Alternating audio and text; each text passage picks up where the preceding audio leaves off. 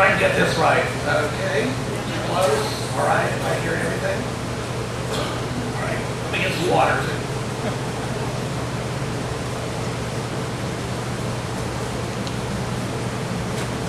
All right. Let's start this. A little bit what we're doing here. I'll go back. I had one. Back one forward. There we are.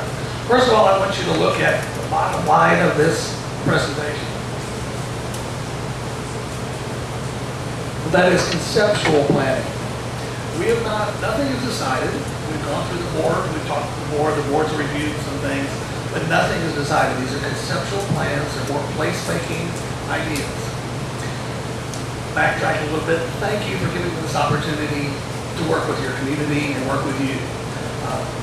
We started this about this time, or a little bit after this time last year. We went through a preliminary, what I call preliminary design, throwing out ideas, talking about the various places we're going to talk about. Then Hurricane Florence came. We stopped. We said, you go folks have enough issues without looking ahead. Let's look present.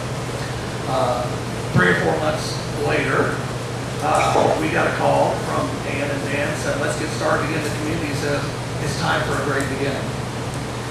So that's where we are on this. We took our preliminary plans, we took information from the board, their reaction from the preliminary planning. We then took into the account of Hurricane Florence in our designs, in our concepts. So that has led us to where we are today. Now we can move ahead a little bit. Again, Ann said I'm from KCI.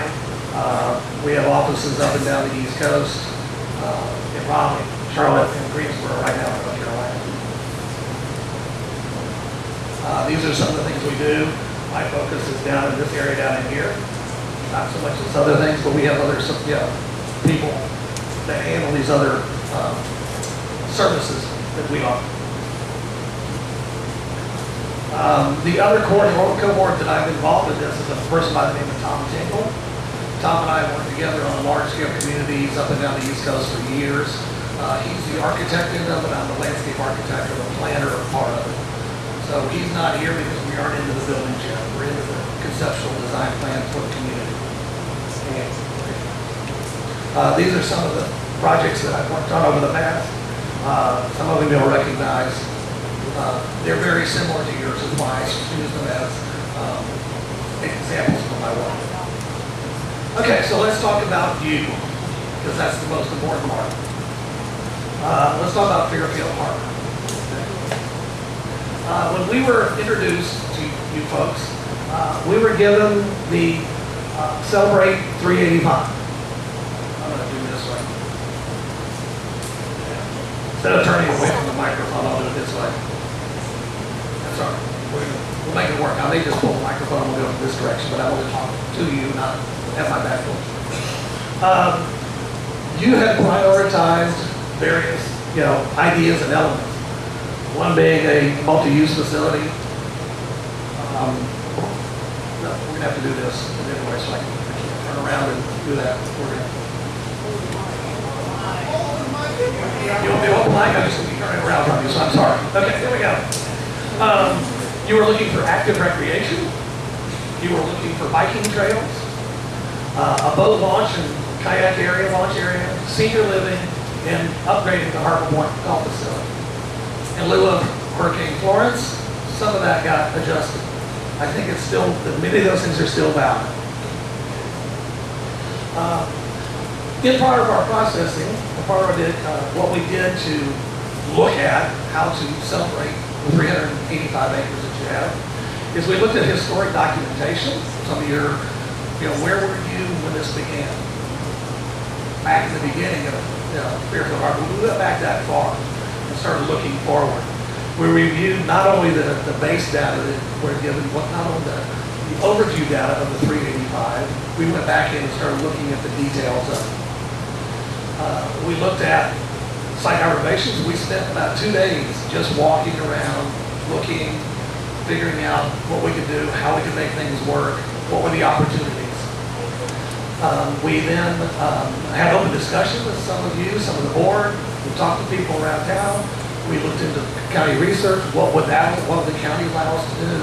what would FEMA allow us to do, what would other people allow it, what the Corps would allow us to do.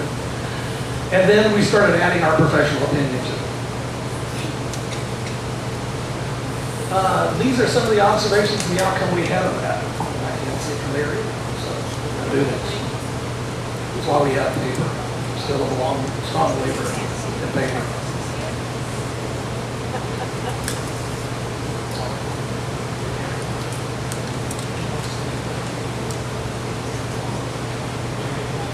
Got it. Here we go. Okay. We looked at social and economic issues. As far as social background, we had heard, and I think it's still somewhat true, still is true. The county commissioners years ago considered Fairfield Harbour the gem of Fairfield County. That's where you were many years ago, and I think you still are there. With a little bit of tweaking, maybe a little bit of tweaking to bring it up to date. How about that? There was a this side, that side mentality.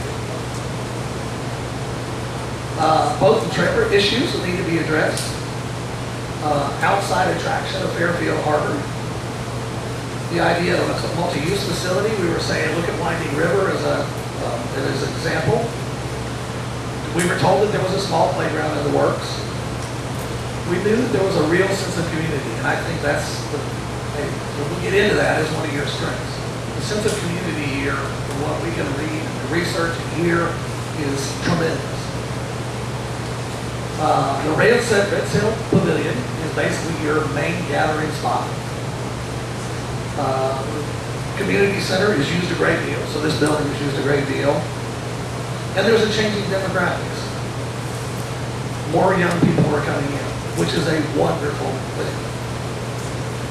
From an economic background, the annual cost of running the open space, as we heard from Dan, just keeping that open space on the western side of the community is about $25,000. Just keep that mowed just like this, not any improvements or anything like that. There's a boat slip income that can be achieved.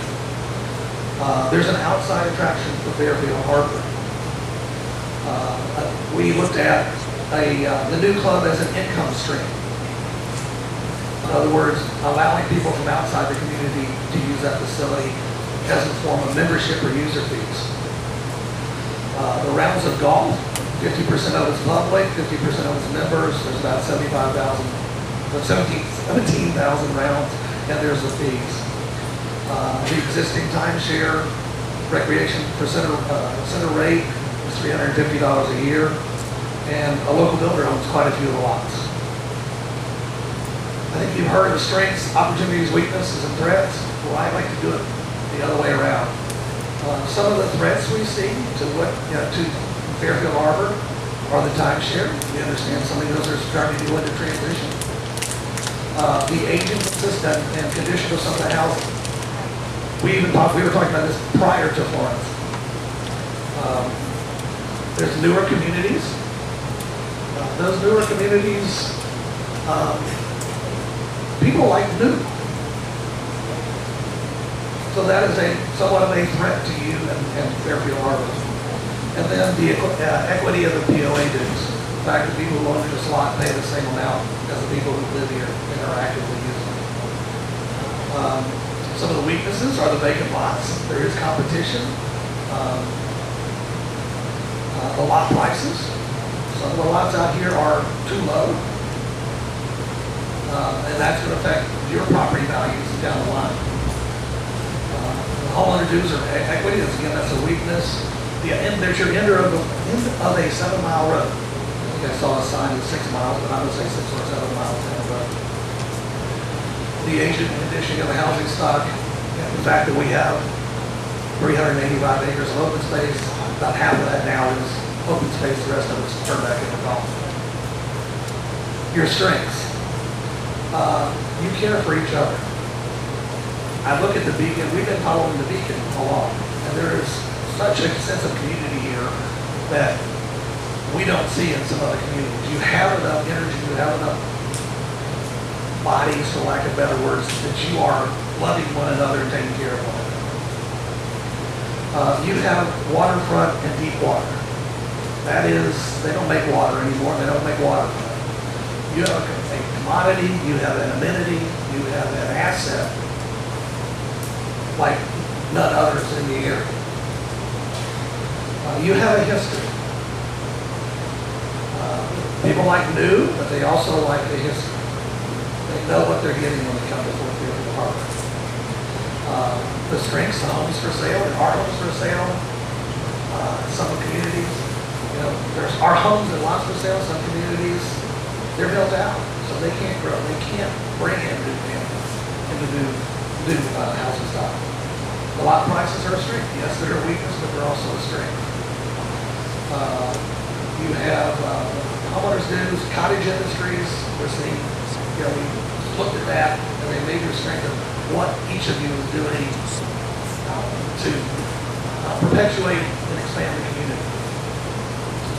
The open space is a strength, and the changing demographics. Again, we've been involved with communities that are stagnant. You know, they're all people with gray hair like me, and there is no young people coming in. It's not a good thing. So we're thrilled to see that young people are coming in, and you're encouraging them to come in. We even, when we get back into the data, we even saw that you want to encourage those people to come.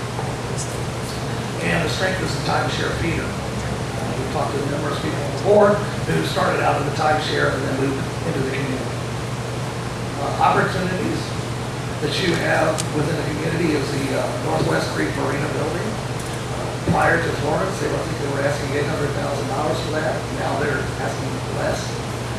It's an opportunity. Don't know if you want to take advantage of it or not. There's a feeder market. Boaters love this area. The whole Pamlico Sound is loaded up with boating. And the fact of what you have as your asset, the inner harbor, the existing harbor, it's just unsurpassed for what is around. And no way will ever be able to make it again. Word of mouth is a great feeder. The reciprocal agreement in golf. A lot of communities don't have that. You've got that benefit. Reasonable price lots, multi-generational community, the inner harbor, and the water and the harbor front. Immediate needs, these are things we heard. There was the playground, the boat launch, and the multi-use facility. These were on your top priorities of your Celebrate 385. Desires. Some of these we looked at. How can we make these desires come true if we can? The desires for retail, an assisted living facility, a dock-in-the-box therapy kind of facility, patio homesteads, some kind of alternative housing, an activity space. My understanding is that a lot of the buildings, a lot of the facilities are packed with groups trying to get into it. You were looking for athletic areas for yourselves and for the next generation coming in.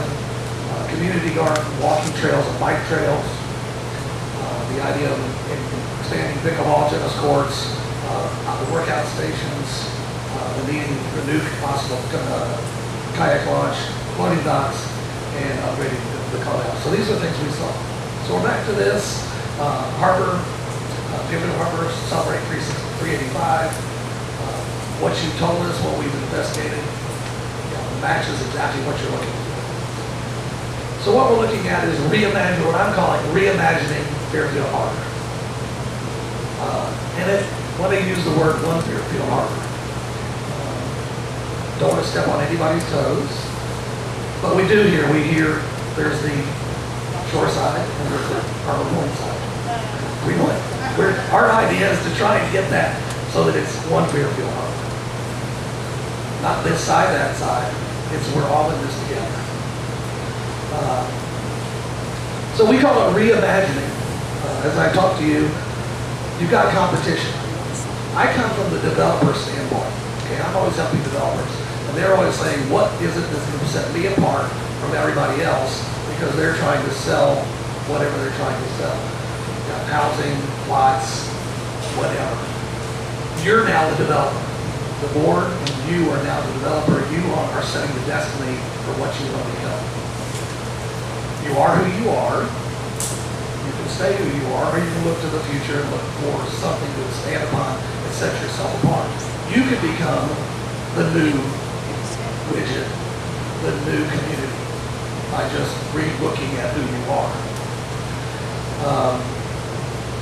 So this is an idea. This is the open space that you acquired with 385. Now I'm going to take the open space and then break it down into smaller chunks so we can talk about it. I'm going to run through the areas we looked at real quickly, and then we'll get into the details of what our conceptual thoughts are for those areas. So we're calling it the gym and the harbor front site. I'm trying not to refer to anything of the past because I want you looking forward, not back. The pavilion across from the harbor, the gym, the harbor frontage. How do we take advantage of that? How do you take advantage of that? The inner harbor and the Birdland Marina. You'll see them in the red, hopefully you can see the red stars. The yellow ones are following in. The central open space. And we're talking about the northeast open space. And the remaining open space. We're not talking about the existing golf course. If the golf course is going to stay a golf course, what do we do with the remaining open space that came as part of the 385? The lot north of the community center, right there. What do we do with this building itself? What is the future of this building? Is there a future for it? Is it remain the same? The what I call inner lot open space, that's where you would presently have the tennis courts and the pickleball courts. Try not to refer back, but I had to refer somewhat to existing facilities. Opportunity lots that the POA owns. The POA owns a lot of lots, but these are kind of special lots that have a potential for you as a community. And then the entrance. What are the possibilities and options there? Privately owned lots. There are quite a few privately owned lots that have not been developed. What is the opportunity for those? So those are the areas we're going to talk about. Okay. So we're going to get into a little bit of detail. There's somewhat of a rhyme or reason to this, but it's not in the order that you first presented. How about that? Thanks.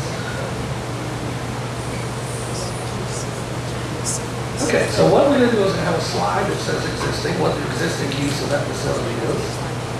And then we'll come up with a concept of what we're thinking about.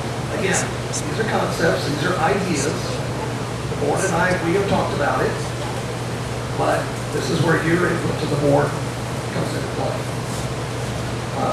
You'll see some detail, that's shown up, and I'll get into that in a little bit, but it is not set in stone. These are concepts to show what we're thinking of might be in that place.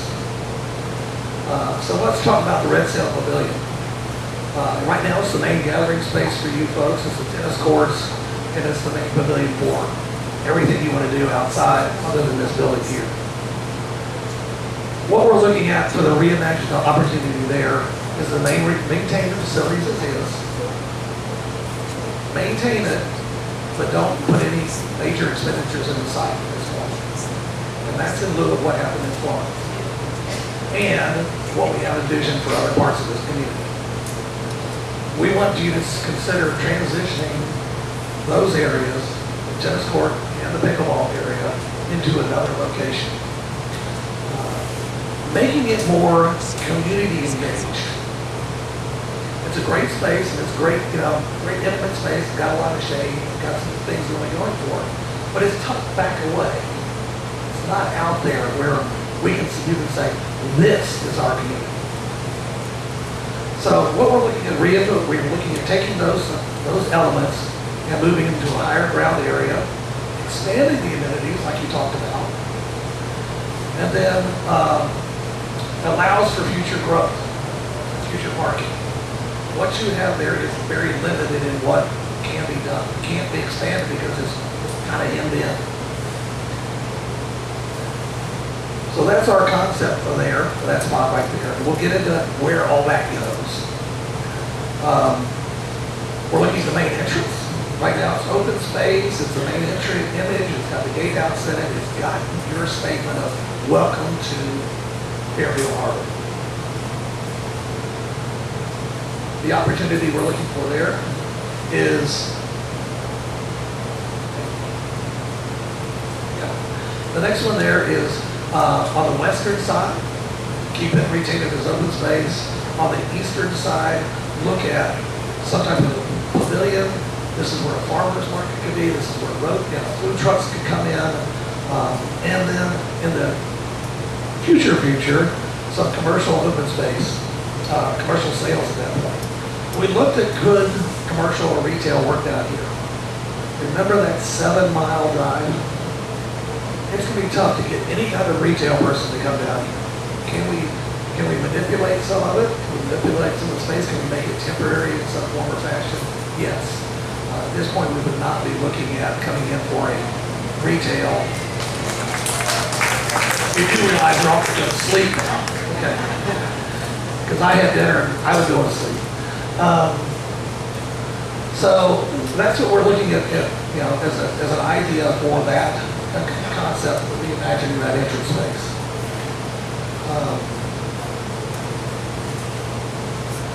North of the community center, right up in here. During the preliminary phase, we came up with some ideas. The board said no, so we're not presenting them to you. Mostly that was the idea of some retail, and this has the same problem as further down to the entrance. So at this point, we're looking at keeping it open. It's nice high ground. It takes on a whole new meaning since Florence. It's the entrance to the community, and it's close to the existing community center. So there's expansion room there. You can take this building that way. There's some expansion possibilities here. So the immediate future is using it for pop-up markets, craft sites, cottage industry sales. This is where you can start getting people in here, bringing people to the community.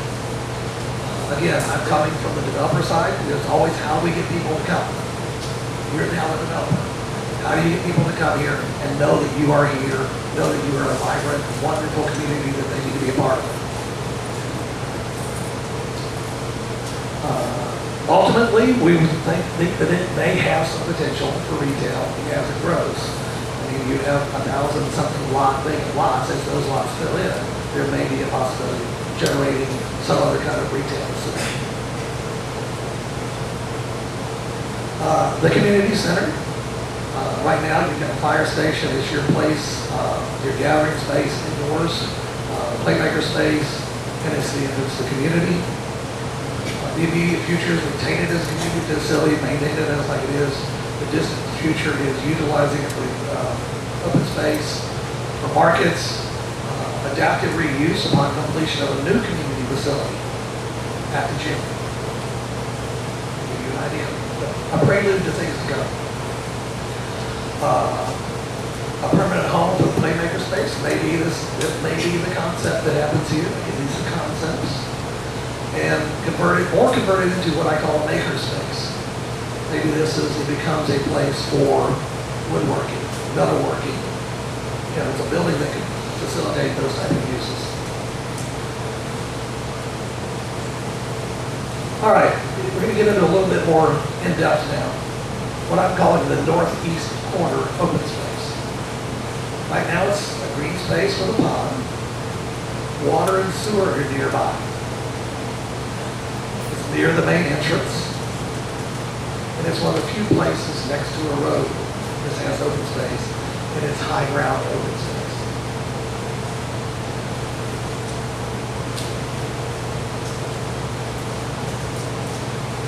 Yeah.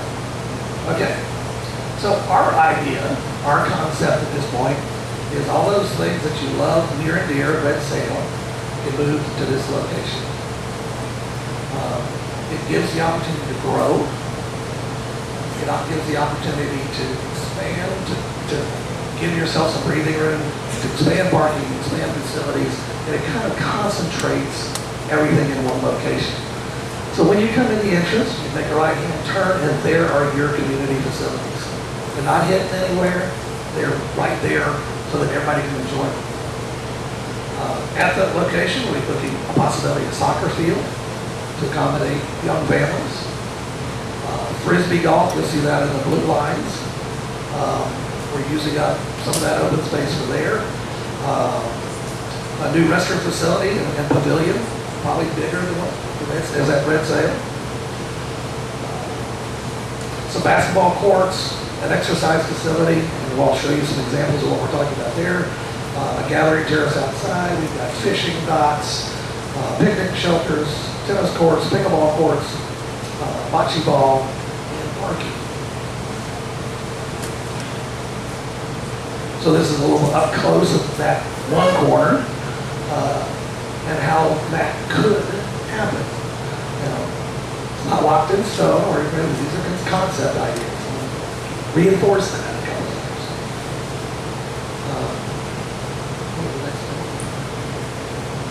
We talked about a lot of them. Here are some of the images of what it could look like. The idea I'm looking for is new. Red Sail Pavilion is great, but it was built back in the 70s, about that time. I'm wanting to look at how do we bring something new and improved that people say, oh, that's the new reimagined Fairfield Harbour.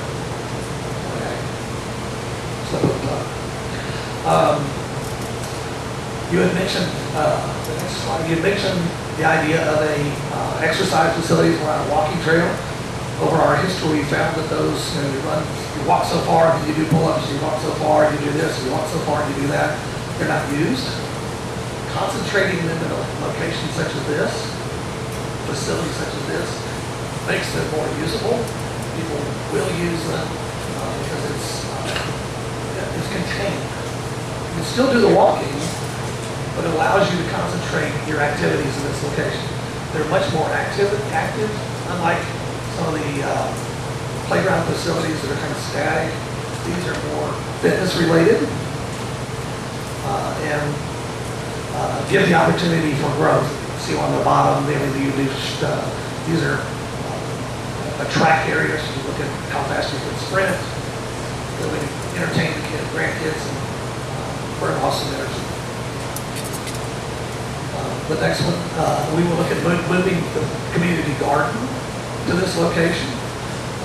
We have found community gardens to be very successful as long as you provide a shed for people to put their equipment in. So we would be looking at some form of community garden, most likely in boxes, but that would be associated with the pavilion and with a shed for storing equipment. This was part of that same open space. And I'll get into a little bit. We'll get into this a little further. But expanding that facility further on out.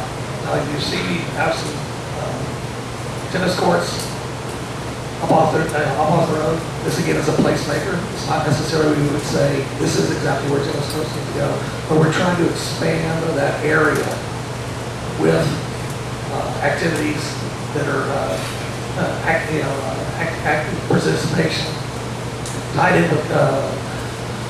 I need to take a break.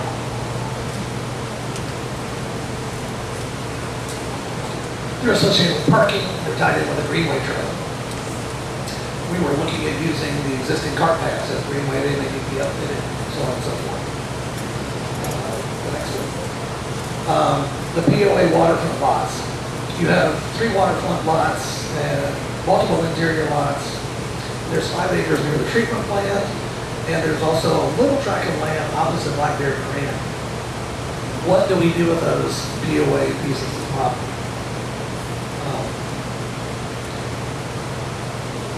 And as far as the future opportunities are, open space for water access. Some of these are smaller lots that can be utilized for that. 1 or 2 of them could be sold to enter for income for the POA. And then we're looking at, it's not on these lots, but we'll get into Libas, there's a possibility for some boat storage. I don't know that this is the best place for it. We have searched high and low for a place to store boats, and have yet to find that location. So, The existing privately owned vacant lots. All those red dots are vacant lots.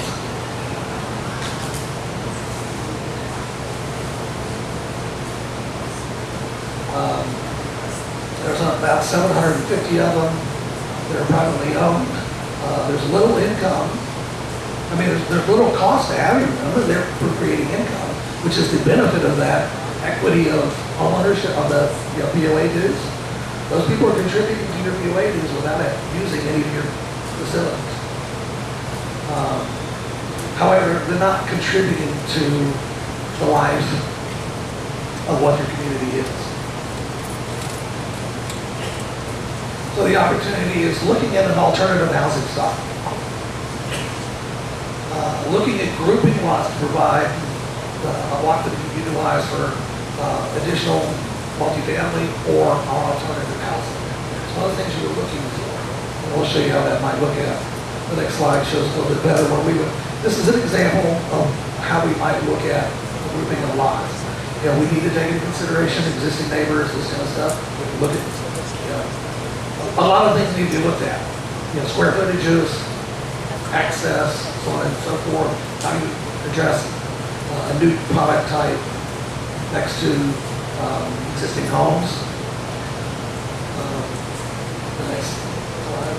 This is some examples of what we might be looking at.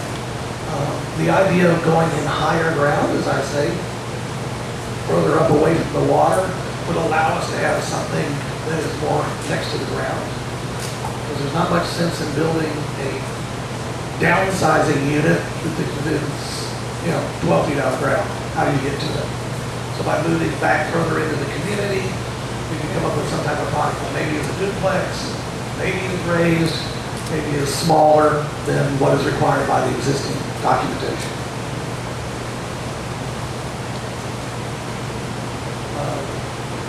Another thing we've been looking at is you'll see in the pink. Those are lots that are owned by the POA. Most of them are dry, but they're surrounded by a lot of wetlands. So we're looking at, is there an opportunity for RV or boat storage on those? We've looked at it, possibility. Don't know that it's the right one, but this is one example. What's in pink is owned by the POA. The yellow one is not. But it's an opportunity that there's a cul-de-sac there that we can somehow manipulate to create, RV or boat storage. I'm not real keen on it because it's in the heart of the community.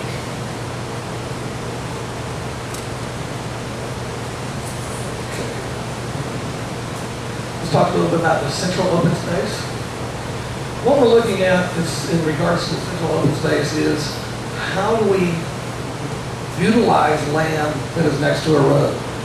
You look at the little darker stars, Caravan, Santa Lucia, Pelican, and Cara all have access off of the road. Those are the opportunity sites because you can drive there, we can park a car, we can park a golf cart, and then we can utilize the space that's around there easily to get into some type of activity space. A lot of these spaces are open space, they've got ponds, they've got a paved path, they're surrounded by existing homes. The infrastructure is there. The water, the sewer is there, maybe to use. And they're next to the main road, accessible throughout the conversion. All communities, all residents of the community.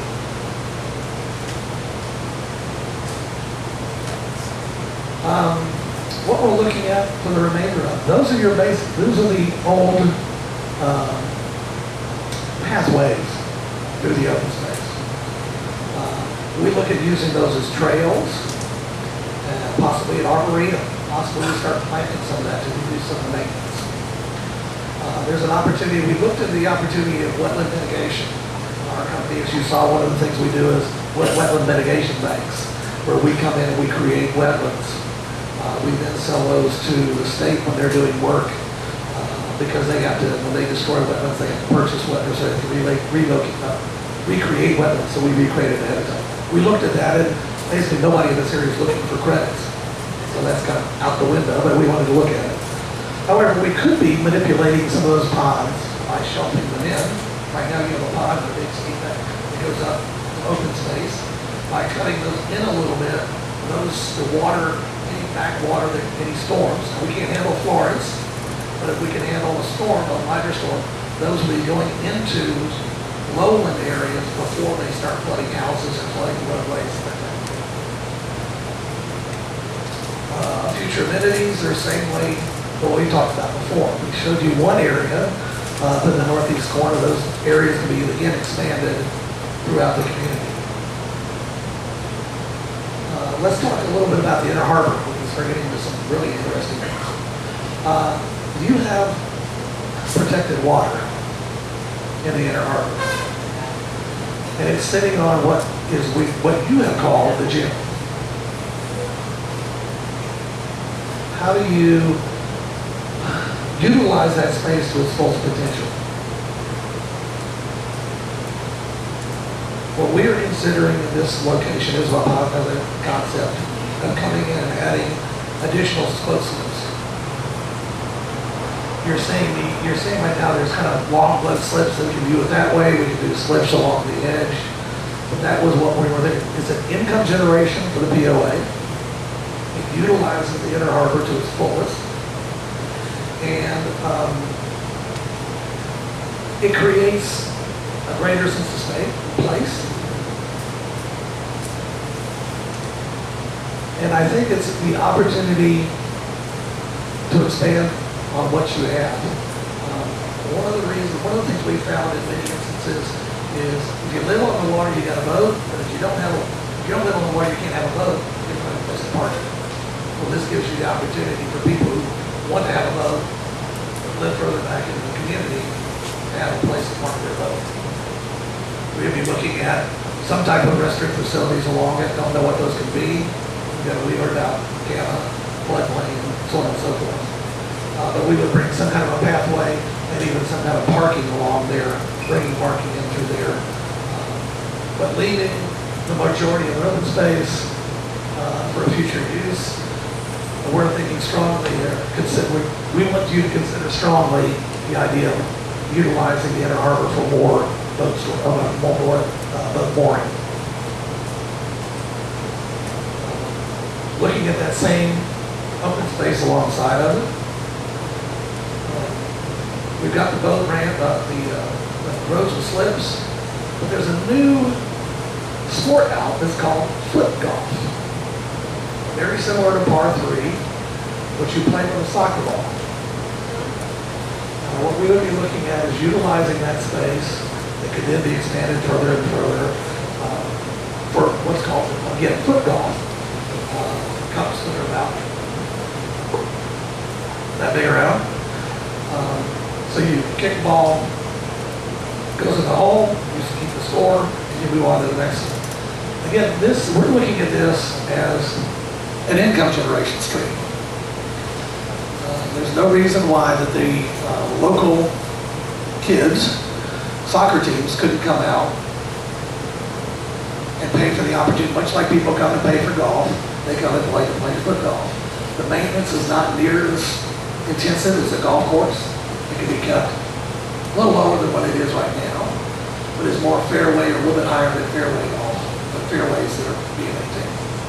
So that utilizes that. This foot golf can then be expanded out into the other open space areas of open space. Let's talk a little bit about the gym now.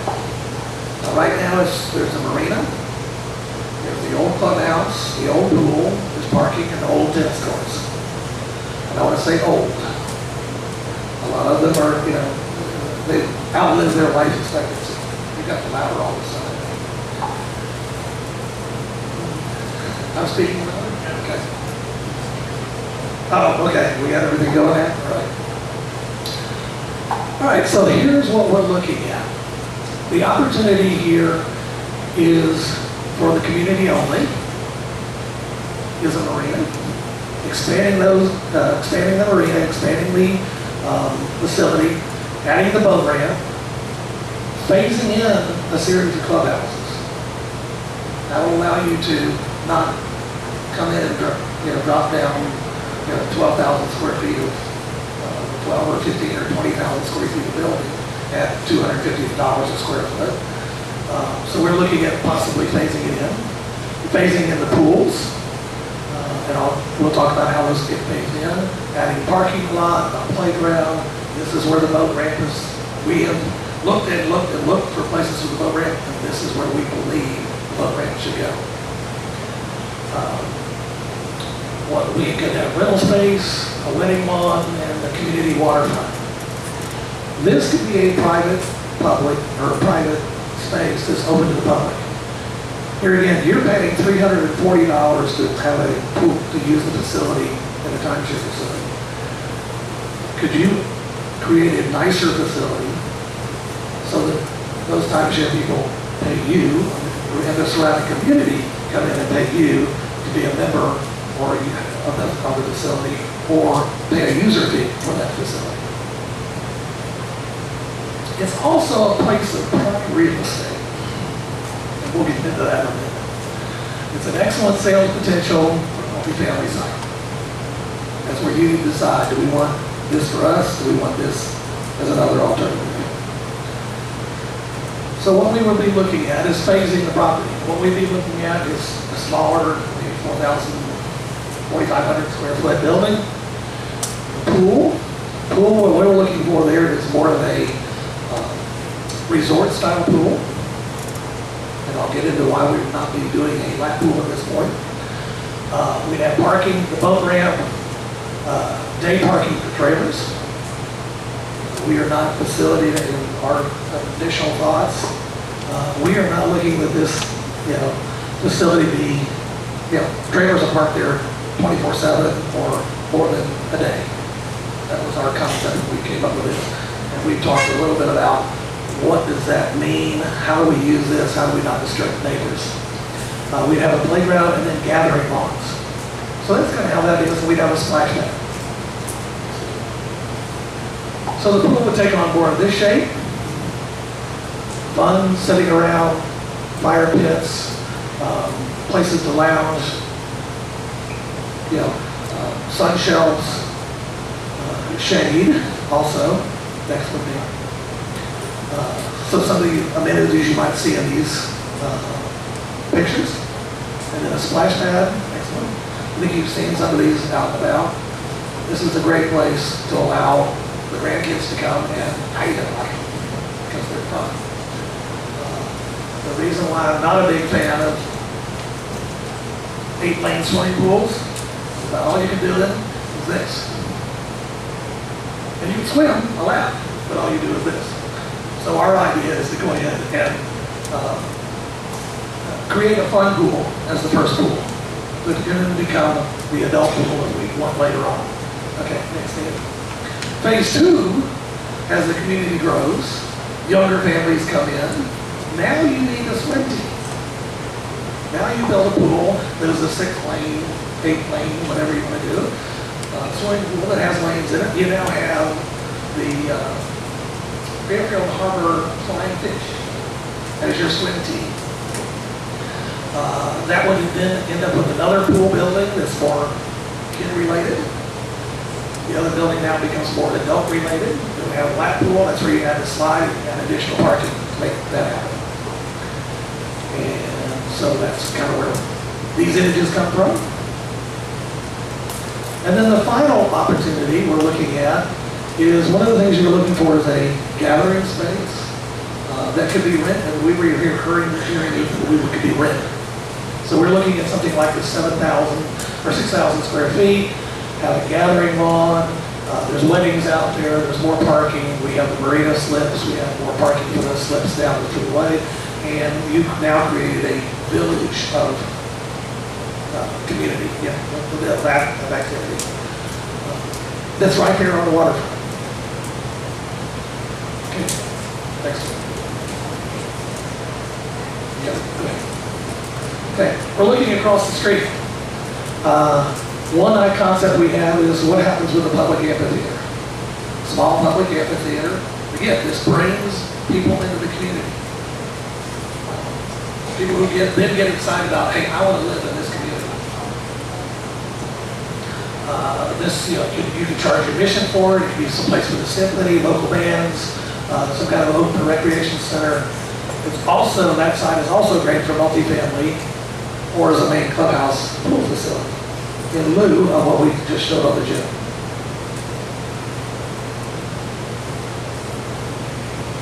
Lost. I'm behind a little bit. Okay, in lieu of amphitheater, and I think we're going to stop trying to turn pages, is what happens if we sell, or you sell, or lease, or develop this property as a multifamily property. You can see we have a community center off to the side, but it gives an opportunity for income generation into the community. It becomes a really exciting place to live because you're right across the street from all the activity that's happening on the harbor. These would most likely need to be raised because of the flooding potential. But that's an idea. So this is what it could look like as a composite. Excellent. It could look like that. And we have one more, which is flipping it. I told you the gym has great potential for income generation. You could also sell the gym and build all of your recreation facilities where the pavilion is right now.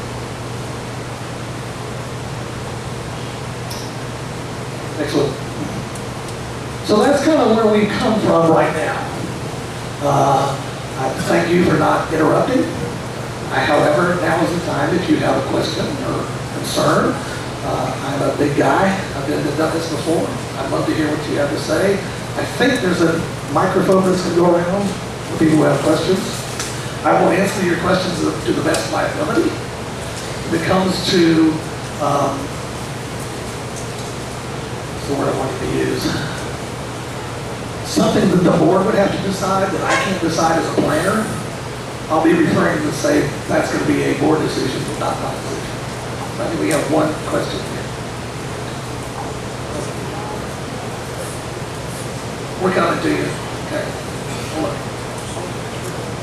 We'll work from this way to this way. But you can stand up so we can all see you and hear you. Apparently name and address also.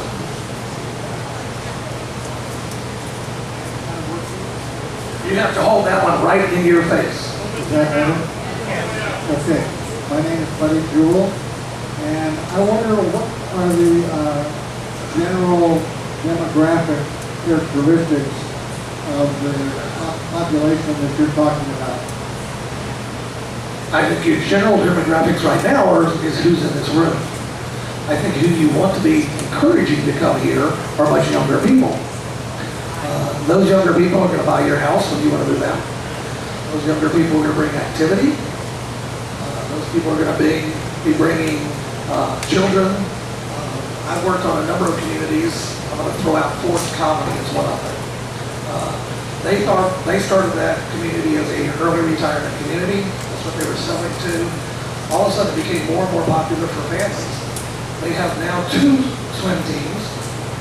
People are able to sell their houses when they want to move out. They have 2 pools, 2 lap pools that they use for swim teams. The 2 swim teams compete against each other. And the community continues to grow. That's a 3,000-acre community with about 3,000 homes. Very similar to what you want. They started in the mid-'80s. We started in the 70s, early 70s. They are continuing to grow. They're outside of Williamsburg. They're not down a 7-mile road, but when they started, they were on the wrong side of Williamsburg. So there's potential. So the demographic is to keep growing. Did I answer your question? Yes, thank you. Second question, on the Inner Harbor, with all of that development, what kinds of considerations are being given to ingress and egress of the Inner Harbor? Because Spring Creek is just not that big.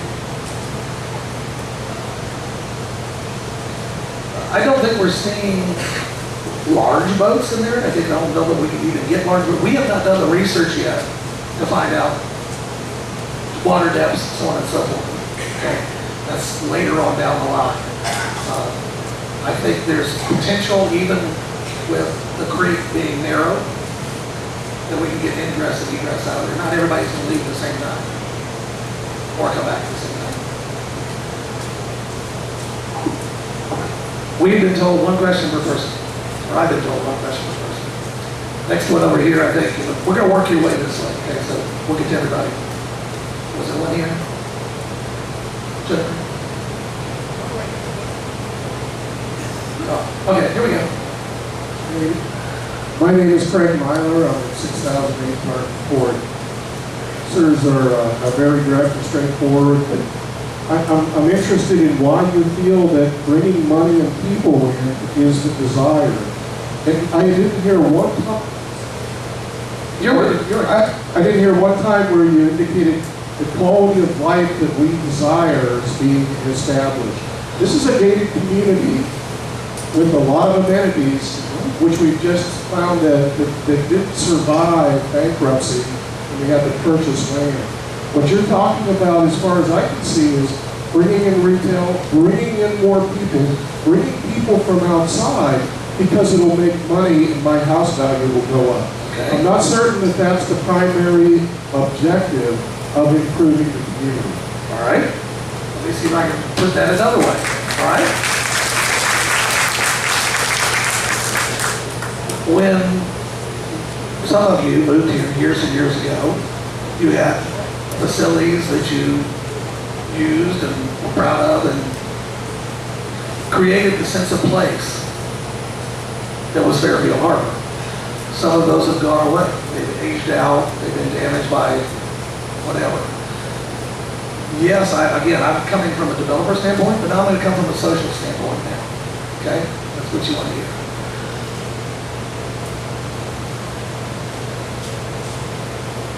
I think you need to grow in what you have for yourselves. Okay? We can leave, the community can leave all that open space forever. You got to maintain it. Okay, it's costing you $25,000 a year just mowing. Things are going to deteriorate. Things are going to go away. I think it gives you the opportunity to develop something for yourself. I'm trying to offset your, when I say bringing new people in and membership fees and user fees, those are to help you support that facility. You have 2,000 vacant lots, okay?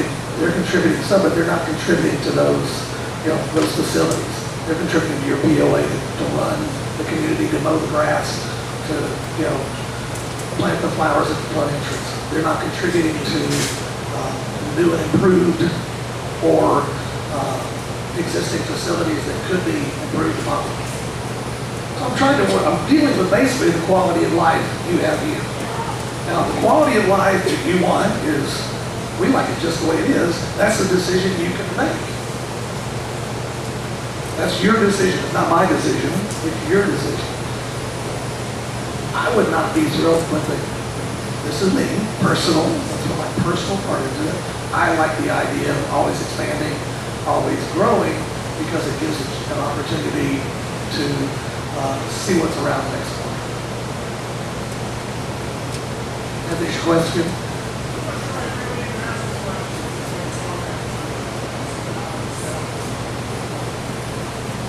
Okay, he says it wasn't necessarily a question, it was a comment that he was looking for why. Okay, we're getting there. We got one here.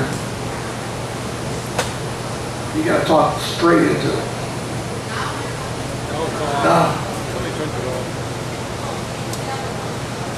Wrong button. In English, 1929 character. Please started off this conversation talking about the multi-use facility. Yes, Dave. And then you talk about small little facility and ultimately can you tell me why you're not flipping that around and having the largest facility built here, since that's what 42% of us want? Okay, there is no reason why you can't have that. I broke We it. need these little facilities for, we've got this building, we've got this building. So let's get what we really need, which is multi-purpose. There is, I broke it up from my design standpoint. That building can be expanded, you can put all those buildings together. You just have to realize you're looking at $200 to $250 a square foot for whatever you buy, whatever you want. So that's the number you're looking at. I was trying to take it off in little bites. There's no reason it can't be a large building. That's your decision if you want to go in. What do you think as a professional, 6,000 square feet holds for options? What's your number? Yeah, I would say four or 500, depending on what it is. Is it standing up? Is it sitting down? Is it doing something? Sitting at round table, Yeah. right? Probably somewhere 400, 500? 400 or 500. Okay, what was your medium sized facility? Was that 4,000? I threw out numbers, 4,000, 4,000, and 6,000. So 14,000 feet. I don't believe what you know, but I do know that this lady next to me, I'm so glad I'm bringing her into this discussion. But she and I used to run around somebody's old house, and we had to turn away people because we couldn't get Okay. in there. So we need something that's bigger than that and better than that, and something that meets the needs of the 21st century and not 1979. I agree with you 100% that it needs something that's within the 20%. 100%. What shape that takes is still to be decided. Is it 3 buildings? Is it 1 building? That's a financial decision as well as a design decision, but that's more of a financial decision than a design decision. We skipped you, sorry. There's 2 right in here when you get a chance to.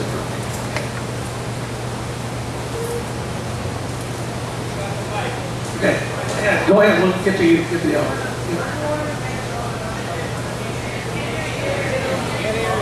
You gotta point it toward your face. I'm sorry. I'm Warren Mitchell, and I live on Santa Lucia. Yes. And I think all these things you said tonight are not quite realistic for this community. It would cost millions of dollars to do most of these things. And I don't know if you have any idea how much it costs to build tennis courts and so many of these things. And I don't think the community has really got their input. We want to change, we want to improve. This is Well, okay. kind of all realistic. This is a dream that is not gonna happen tomorrow. No way could it happen. It's not going to happen within most of our lifetime. I think some of it can. I'm hoping to live longer. I think some of these things can happen. A pavilion up on the northeast corner, I think can happen. You know, those type of things can happen. Do we jump into a 20,000, 16,000, whatever square foot building? Yeah, that's going to take some time and figuring out how that all comes to play. We will, as part of our next phase, after we hear, the board hears from you, we'll be throwing numbers at these things to give them an idea. This is what, and it'll be a la carte kind of process to give you an idea of, okay, well, this is what's going to cost to do these various things. And then things can be brought out and picked out and say, we're going to do this, this, this, and this. And the rest of it's going to go on hold for 5 years, 10 years. Judy Klein, 1225 Telephone. Judy Klein, 1225 Telephone. And I think this is a wonderful vision of the harbor. But I had a question. There didn't seem to be much for elderly people, of which I am moving rapidly into that demographic. And I know that we talk about nursing home, assisted living, something like that. I would like to see something for older people other than just floating around in a splash pool, which is the only thing I picked up of what you said. everything was for younger people or children. And that's great. Yeah. But there are a lot of older people in this community who need something, benches for one thing, along trails. Yes. They need to be able to walk and maybe not compete in their walking. Different things for older people. I understand where you're coming from. These are the things we're looking at for older people. I'm right there with you. The existing trail system that's in the open space, our recommendation, we showed it, our recommendation would be improve that, get it back to where you can walk on without tripping, and then making connections into communities where we can, or onto the main road, so that you can do shorter loops. You might be able to do all, 3 miles of it right now, or 4 miles of it right now, but as you get older, you want to do a mile. So that's what we are looking at in the design, is those smaller loops, and I don't know if you saw that drawing or not. So that was that. Yes, benches will go in on that. All loops, we understand that, pickleball is big, tennis courts going out because our knees can't handle tennis as much anymore, so you got pickleball. So those are the kind of things we're looking at. Yes, we can look into deeper uses for people with gray hair. Thank you. We'll look into it and see what we can add to. I think there's one more here that you have one behind. All right, answer your question. Jennifer, we got one more here. Right behind.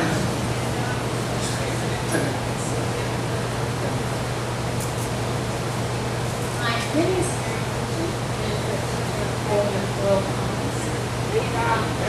we're brand new, and so I have a question that may have been addressed before.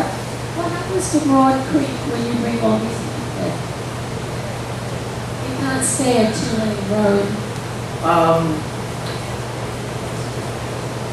That is ultimately a DOT question. However, again, if it becomes an issue, is it most likely DOT will take that on. Okay, I'm not saying I don't want to commit to DOT. That's I can't make that commitment. But the fact that it's an existing road that probably would not fall on the POA, from my limited knowledge about DOT work. Our company does a lot of it. I don't. Yeah. Everybody's chiming in now.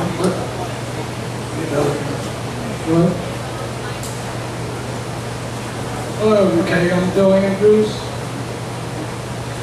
I live on Philippa Court, dead center in the middle of the Harbor. It's a local park community. Can everybody hear me all right? Yes. I'm going to speak for myself, and I have a feeling I might have some backup on this.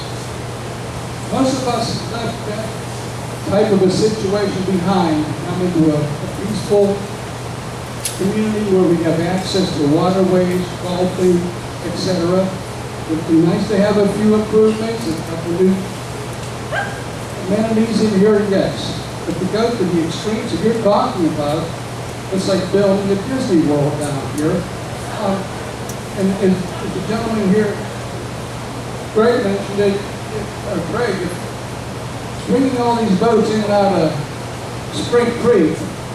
I'm a boater, and I have a small boat, and I watch all the big boats. I watch every boat that comes and goes in this harbor, sir. And trust me, it would be a miserable place to live on Spring Creek if something like that developed, especially with all these docks and opening it to the public, and all the fishing ramp alone is going to be a situation to try to maintain. Someone's going to have to maintain to control the situation that develops from a fishing ramp. I'm a fisherman, I know. 5 in the morning, dead fish everywhere, fuel spills in the water, contamination goes on and on. But, I mean, that's about where I stand with this. I kind of love this community, and I think if something like that happened, I'd about to move back into the city somewhere. Okay, thank you. I appreciate your input. Thank you. Is anybody over here? We've kind of forgotten about you guys.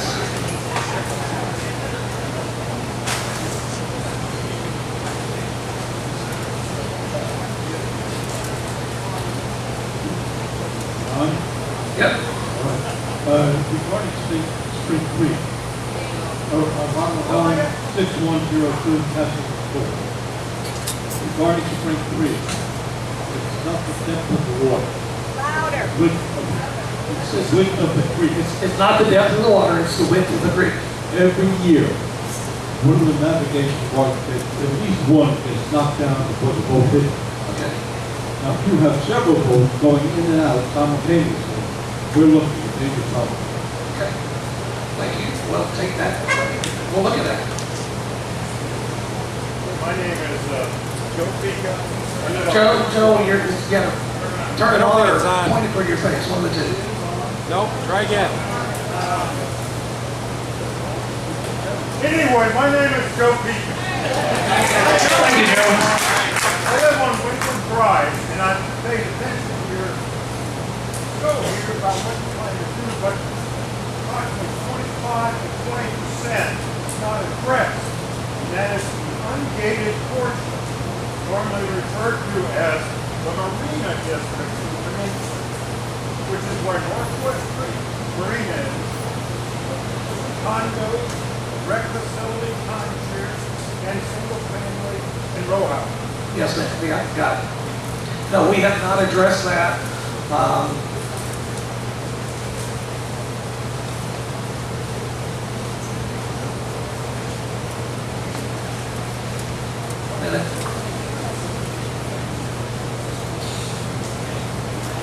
No, we have not addressed those. That's all I need to know.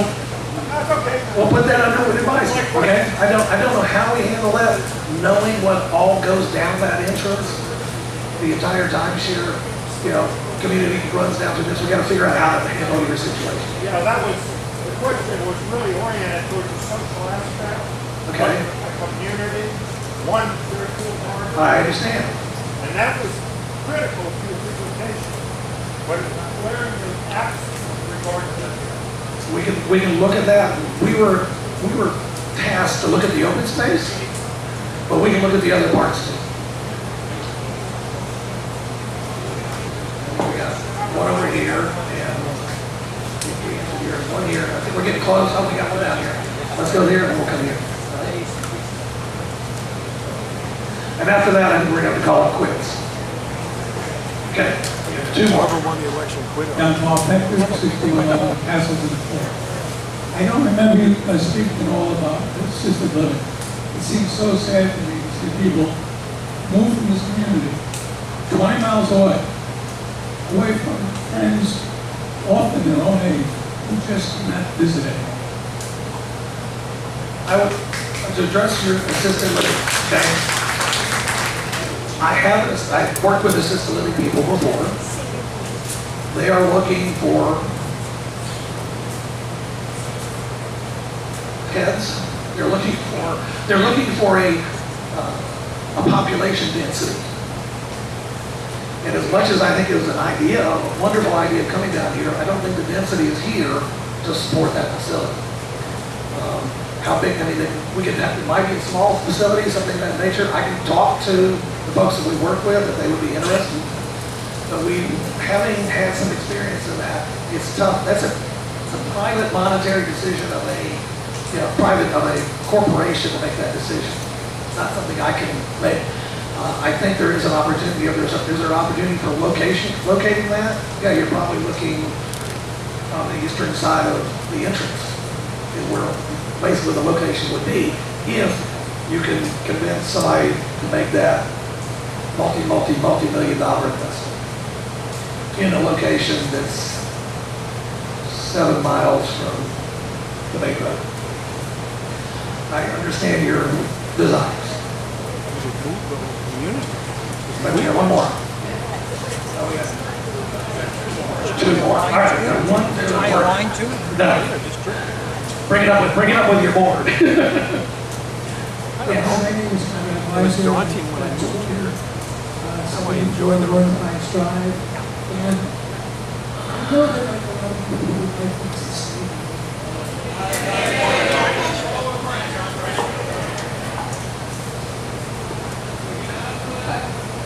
Don't go too far.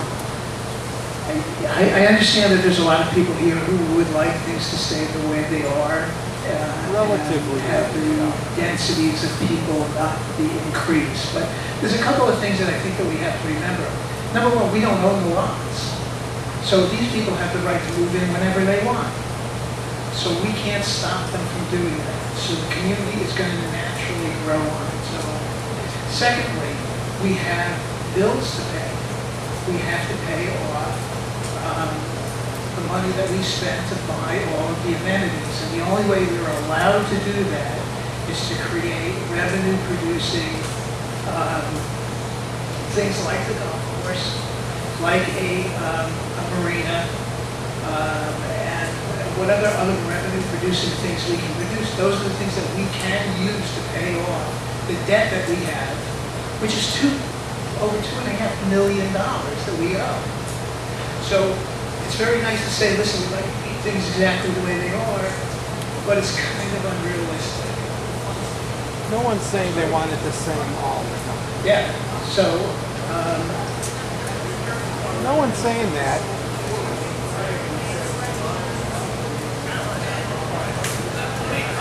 no, that's exactly what I'm saying. So what I'm saying is we're not allowed to spend the money that comes in off dues to pay off those bills. So what we need to have are revenue producing things like the golf course. Now you need a lot of people playing golf to be able to do that. All right, So that's what I'm saying. I appreciate it. I think someone answered what I was looking for. We go this one now. But it's, Rates wrong. these are decisions that you and the board need to make. Okay? All right. Enough of this. We're going to leave it at that. And we have a couple, I appreciate it. Again, if you have other comments, bring them to the board will send them to me. It's a conceptual at this point, nothing is locked down, nothing is set. These are ideas of saying, let's look at these different areas and these different possibilities. Thank you so much, and I'll turn it over. Thanks.